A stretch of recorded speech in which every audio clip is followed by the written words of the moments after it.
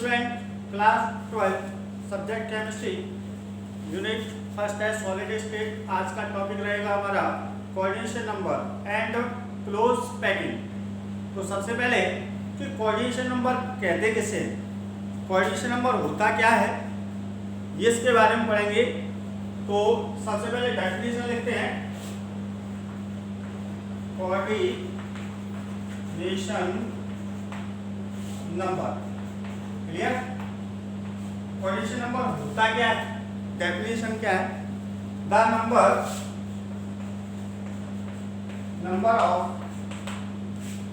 Of nearest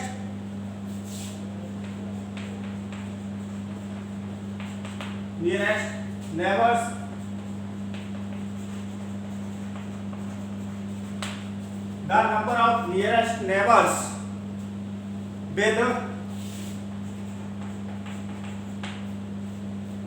with a given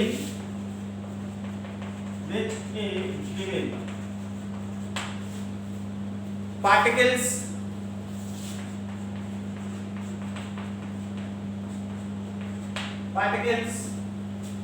is in direct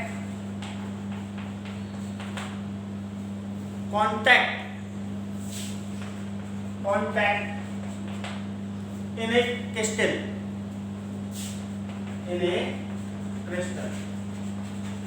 is called coordination number.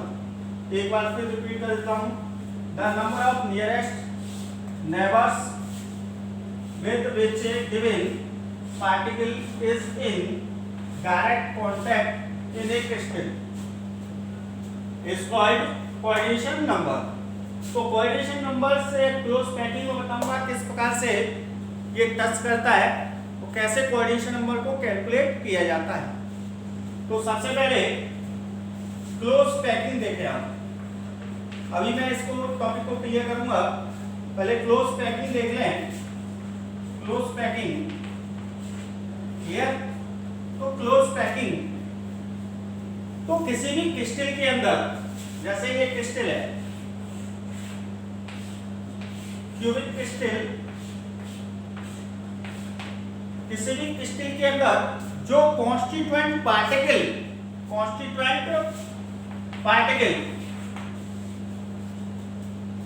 जो है nearest रहते हैं, touching को कॉन्स्टिट्यूएंट पार्टिकल, जैसे एक बॉक्स है। अब इस बॉक्स में आपसे कह दिया जाए कि बूंदी के लड्डू पैक करने हैं, तो बूंदी के लड्डू कैसे पैक कर सकते हैं? इस प्रकार से पैकिंग किया जा सकता है। फर्स्ट लेयर के ऊपर जस्ट फर्स्ट लेयर,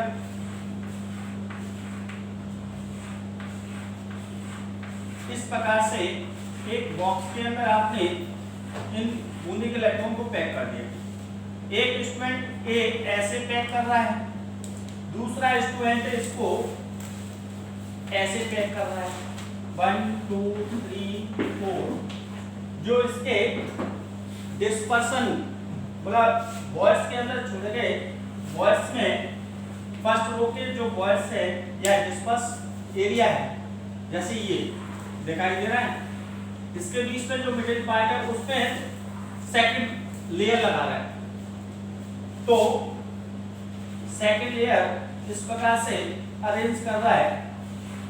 तो इनके बीच में, यहाँ पर देखें, इनके बीच में वेकेंट स्पेस कम है, लेकिन यहाँ वेकेंट स्पेस ज्यादा है, या वेकेंट स्पेस क्या है, लेस, और यहाँ वेकेंट स्पेस ज्यादा है। इसका मतलब है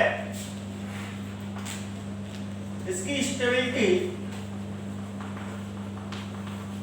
मोर होगी और इसकी स्टेबिलिटी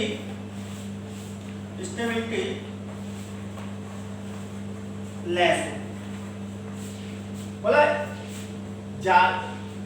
उस एरिया के अंदर अधिक से अधिकतम जो है स्फीयर को रखा जा सकता है। बॉक्स के अंदर कितने बूंदी के लड्डुओं को रख सकते हैं? जिस बॉक्स में ज्यादा बूंदी के लड्डू हैं, इसका मतलब उसमें वेकेंट स्पेस कम रहेगा, और उसकी स्टेबिलिटी मोर होगी। जब स्टेबिलिटी मोर होगी तो डेंसिटी भी क्या होगी, डेंसिटी भी क्या होगी भैया, मोर होगी। तो इसकी डेंसिटी क्या होगी, लेस। तो सीधा सीधा क्लोज पैकिंग कहते किसे है, तो क्लोज पैकिंग है कि जो स्फीयर्स है या आपका क्रिस्टल लैटिस है, क्रिस्टल लैटिस के अंदर जो कांस्टेंट पार्टिकल है, कांस्टेंट पार्टिकल का क्लोजली रहने की टेंडेंसी, क्लोजली पैक रहने की जो टेंडेंसी है वही है आपकी क्लोज पैकिंग। जितने टच स्पेयर्स रखे जा सकते हैं आपस में टचिंग रहके, वो स्पेयर्स का अधिक से अधिकतम, ज्यादा से ज्यादा, वो कहलाएगी क्लोज पैकिंग। क्लियर। तो क्लोज पैकिंग किससे कहते हैं, तो tendency of constant particle nearest, जितने नियरेस्ट रह सकते हैं वो टेंडेंसी कहलाती है क्लोज पैकिंग। क्लियर। तो इसमें क्लोज पैकिंग ज्यादा है या स्टेबिलिटी मोर है, क्योंकि इस प्रकार से इनके बीच में जो डिस्पर्सन छोड़ा गया है उसमें और लड्डू रख सकते हैं हम। तो आपका जो स्पेस यहाँ दिखाई दे रहा है और इसके बीच में देखें ऐसे सेकंड स्फीयर ये इस प्रकार से रख रहे हैं, तो यहाँ जो वेकेंट स्पेस है वो ज्यादा है, यहाँ वेकेंट स्पेस है वो दिखाई दे रहा होगा आप सब लोगों को कम है। तो यही कहलाती है क्लोज पैकिंग की स्टेबिलिटी बढ़ जाती है और यहाँ स्टेबिलिटी क्या हो रही है, लेस। तो आज हम टॉपिक में पढ़ेंगे क्लोज पैकिंग। चलिए गाइस आगे चलते हैं। क्लोज पैकिंग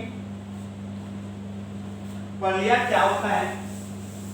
अब क्लोज पैकिंग होती कितने टाइप की है, तो close packing these are 3 type, 1 dimensional, 2 dimensional और 3 डायमेंशनल।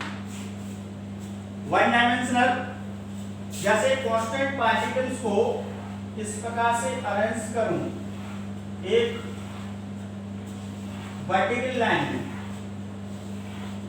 या एक हॉरिजॉन्टल लाइन, तो ये कहलाएगा 1 डायमेंशनल। क्या है, 1 डायमेंशनल। अब आपसे पूछे कि इसमें कोऑर्डिनेशन नंबर क्या है भैया, तो कोऑर्डिनेशन टचिंग, जैसे इस स्फीयर से कितने स्फीयर टच कर रहे हैं, देखो भाई एक तो ये टच कर रहा है और एक ये टच कर रहा है। इस वाले स्फीयर को देखो जरा कितने स्फीयर टच कर रहे हैं, तो इसमें 2 टच कर रहे हैं, पहला ये और दूसरा ये, तो कोऑर्डिनेशन नंबर क्या है, 2। तो यही डेफिनेशन लिखिए, देखो जरा, the number of nearest neighbours with which A given particle is in direct contact in A crystal. तो कितने टच कर रहा है डायरेक्ट कांटेक्ट में, 2। तो कोऑर्डिनेशन नंबर 2।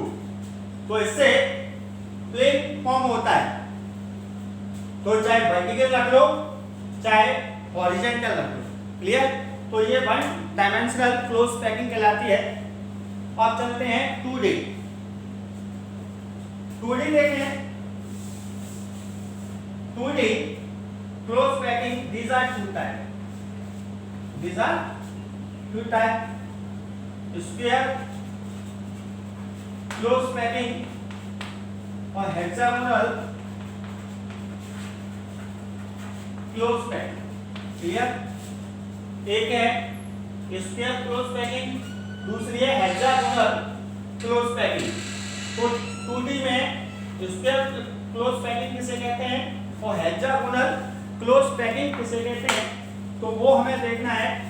और इसका स्फीयर क्लोज पैकिंग में कोऑर्डिनेशन नंबर क्या है और हेक्सागोनल क्लोज पैकिंग में कोऑर्डिनेशन नंबर क्या है। तो चलिए गाइस आगे चलते हैं। 2D के लिए 3D में भी बता दूं, 3D में 3 टाइप होते हैं, ए टाइप, ए बी टाइप और ए बी सी टाइप। तो यहाँ पर 3D में 3 टाइप का है। ये स्फीयर होता है, square 3D close packing AB type hexagonal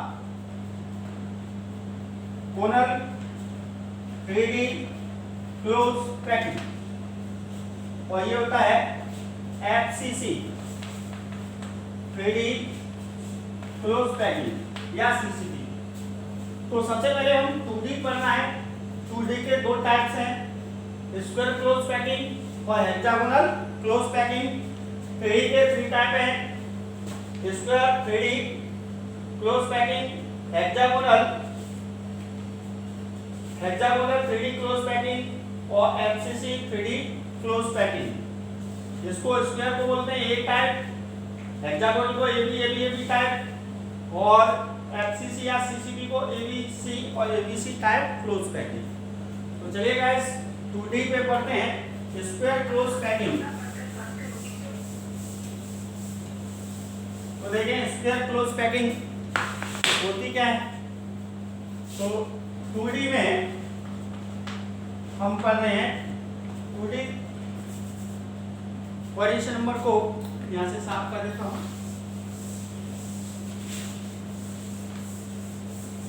2D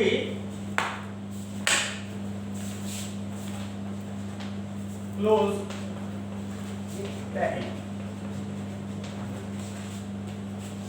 2D close packing these are 2 type. ऐसे कर लें, पहला है स्क्वायर 2D क्लोज पैकिंग और hexagonal 2D close packing. Clear. तो यहाँ पर देखें स्क्वायर 2D क्लोज पैकिंग और हेक्सागोनल 2D क्लोज पैकिंग कहते कैसे। तो पहला पॉइंट है, in this type of packing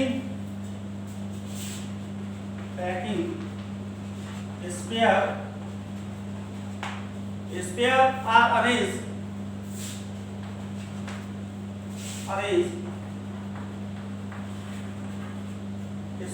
arranged in such a way that the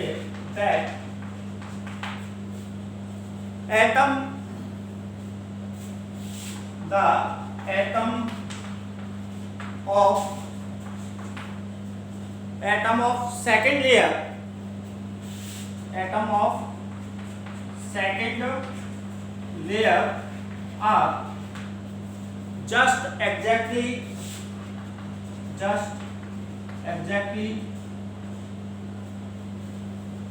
above the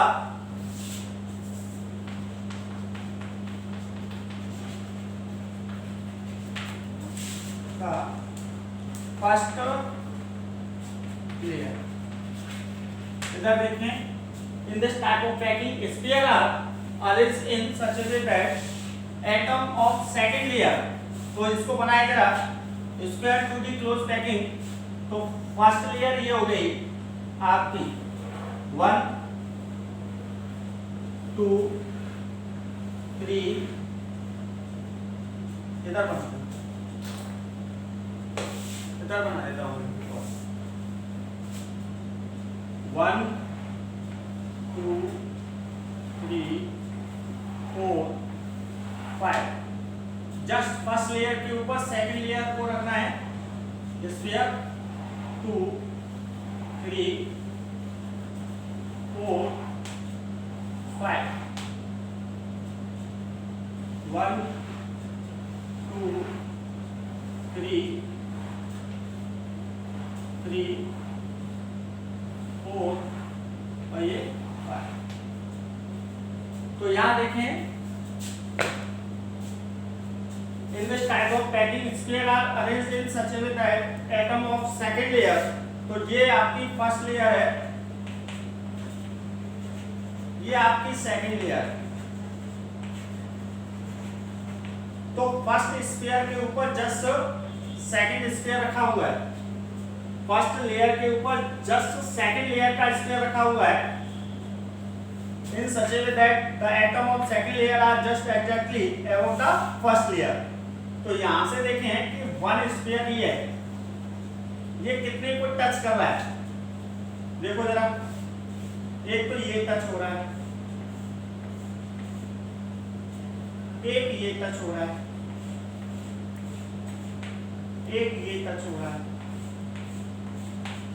और एक ये टच हो रहा है। फोर स्फीयर को टच कर रहा है। सेकंड लेयर फर्स्ट लेयर के ऊपर जस्ट सेकंड लेयर का स्फीयर रखा हुआ है, तो one sphere touch by other four sphere. तो इसके सेंटर को मिला दूं, ये सपोज करें ये यहाँ स्फीयर का सेंटर है, तो सेंटर को मिलाने पर देखो जरा क्या फॉर्म हो रहा है, देखो मैंने दिखा दिया है। बोले स्फीयर के सेंटर को मिलाने पर एक क्या, तो ये स्फीयर क्लोज पैकिंग, क्लियर। तो सेकंड पॉइंट इसमें है, in this type of pack, in this packing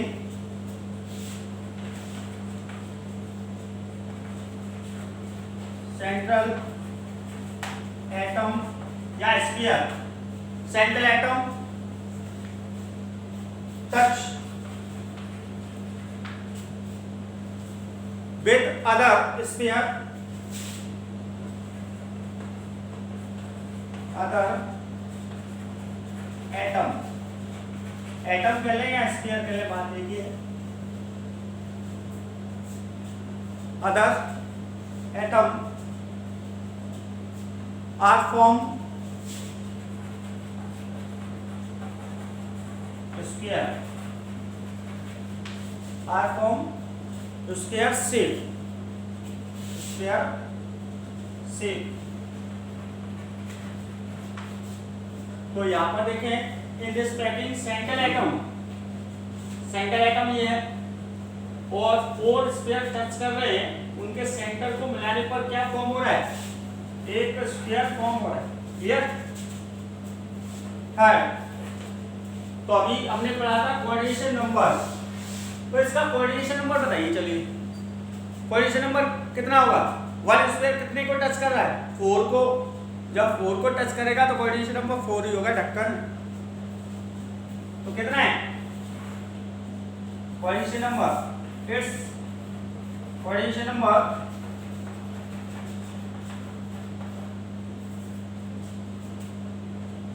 is 4। Coordination number कितना आ रहा है, 4। चलो 4 पॉइंट पे देखें, the space occupied, the space occupied by sphere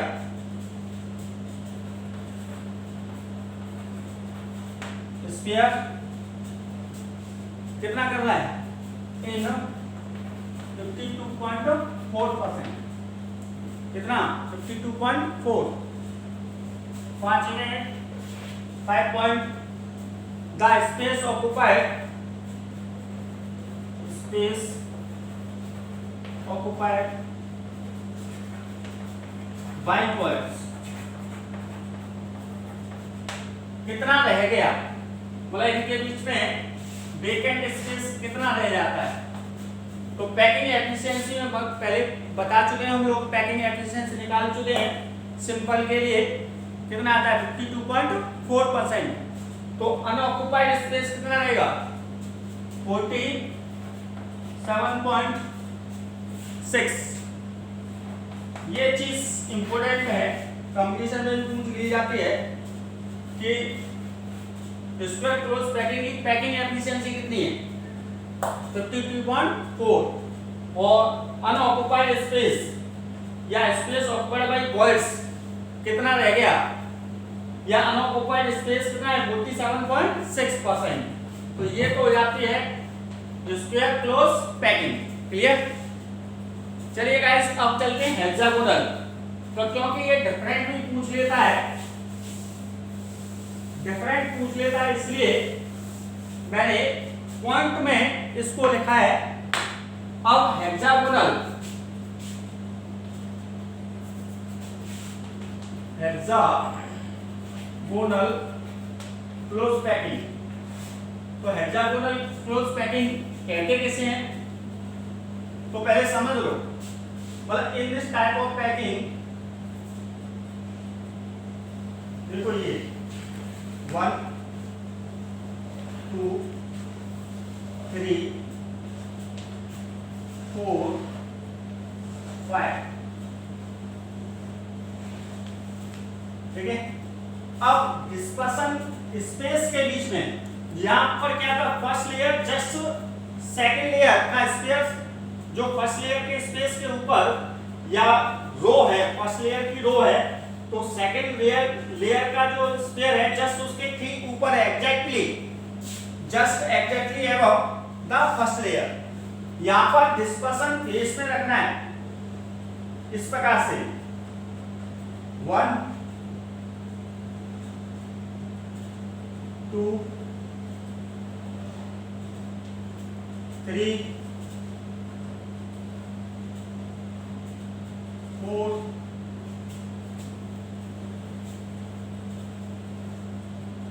5, ठीक है। और फर्स्ट लेयर थर्ड लेयर आएगी वो फर्स्ट के इक्वल होगी 1 2 3 4 ये 5। देखो जरा, जैसे इस लेयर को मान लिया A, इसको मान लेता हूं B, तो इसी लेयर क्या है A, first layer A B C। अब इसके इधर देखो जरा, ये वाला स्फीयर को देखूं मैं, इस वाले स्फीयर को कितने टच कर रहे हैं, एक ये स्फीयर टच कर रहा है, एक ये स्फीयर टच कर रहा है, देखो जरा, एक ये स्फीयर टच कर रहा है, एक ये स्फीयर टच कर रहा है, एक ये स्फीयर टच कर रहा है, और एक ये स्फीयर टच कर रहा है। क्लियर? तो इनके सेंटर को ये मान लिया सेंटर, इसका ये सेंटर, इसका ये सेंटर, इसका ये सेंटर, इसका ये सेंटर और इसका ये सेंटर। सेंटर को मिला दूं, लो भाई मैंने सेंटर को मिला दिया, ये सेंटर मिल गया। बताइए आपको ये क्या फॉर्म हो गया, हेक्सागोनल। इसलिए इसका नाम पड़ा हेक्सागोनल, क्योंकि हेक्सागोनल स्ट्रक्चर फाउंड होती है, तो इसलिए कहना है hexagonal to the close packing. तो फर्स्ट पॉइंट क्या है, in this type of packing, in this type of packing, sphere are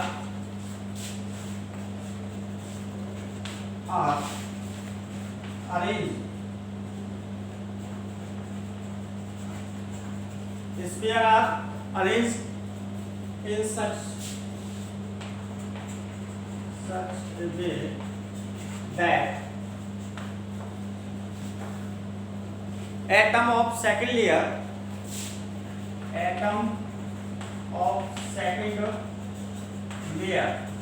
कहाँ रखी गई है, सेकंड लेयर देखें जरा, second layer are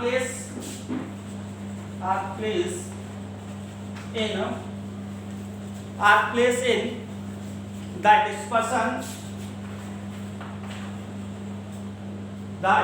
dispersion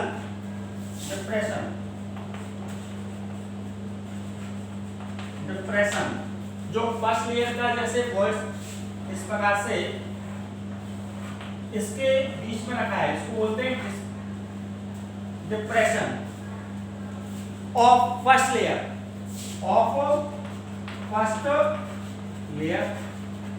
first layer के डिस्पर्समेंट या ये कहें कि इसके बीच में रखेंगे।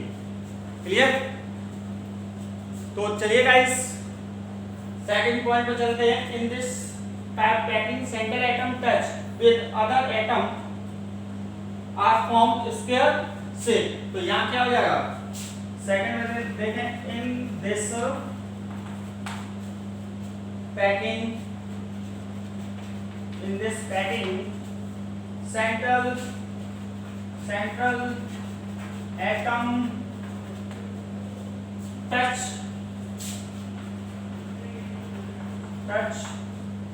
with other atom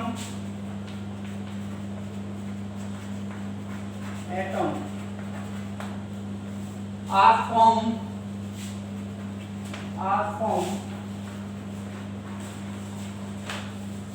hexagonal shape,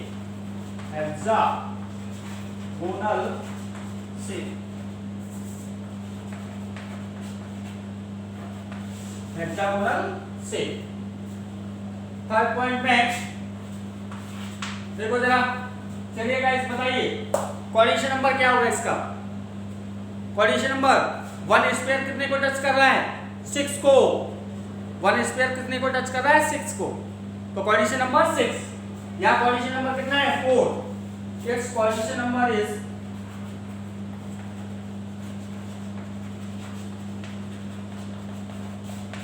6। Coordination number क्या हो गया? 6। 4 द स्पेस occupied by